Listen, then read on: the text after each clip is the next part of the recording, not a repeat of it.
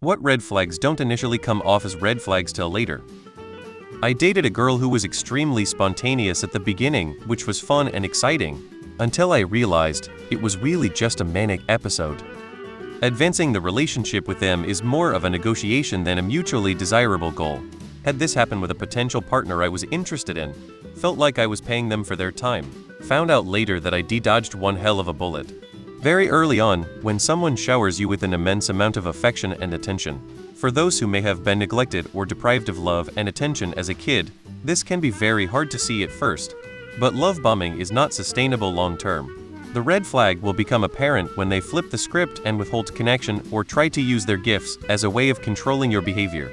In hindsight, it can look more like manipulatively trying to rush a relationship rather than letting it unfold organically. When someone cannot disagree with you about anything, no matter how trivial or mundane, they are not being honest with you. Might be nerves, might people pleasing, might be intentional manipulation, but this trait could have tipped me off far sooner to a few male-intending people if I cared to listen to my gut.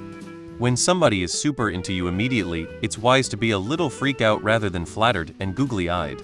Younger me learned this the very hard way. When they say you're the only person of the opposite gender who was different, mentioning how all the other girls in my case were high maintenance for expecting too much of their future partner. My ex told me his previous relationship was abusive, and he wasn't going to change himself to please someone else anymore, which sounds totally reasonable. Except later he wasn't willing to compromise, because then I was trying to change him. Oh, I am pretty sure it's when they joke about their flaws or toxic traits.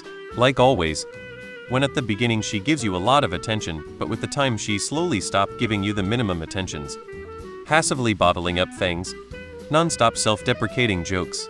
There is a difference between the occasional silly self-roast and am depressed and/or hate myself. But instead of seeking help, I am going to make everyone else uncomfortable with my jokes about it. I was guilty of this in the past and stopped. You might think you're just joking around, but those jokes are often draining and uncomfortable for others to hear from you. And it doesn't help your confidence to put yourself down all the time. Compliant on the surface, passive-aggressive underneath. Mild jealousy or possessiveness. Early on it comes off as attraction and makes a budding relationship feel warm and secure. She is really into me. But man, if jealousy doesn't fade away as you grow closer, bad news. If she tries to broach polyamory many times, she won't be satisfied with monogamy. Be true to yourselves, you both deserve someone who doesn't make you cry. Mama's boys. So sweet for a son to respect and love his mom until you see that love is actually enmeshment and he will never put you above her, and at times it will feel like there are three people in your relationship.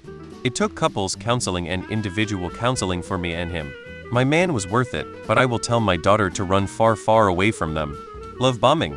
They tell you how bad their previous relationships were, especially how bad those people were.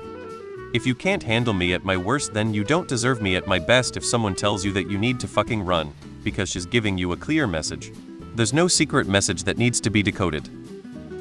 They aren't good at communicating, very close to the chest about everything. It makes my openness feel wrong. The lack of reciprocity also tells me they don't trust me.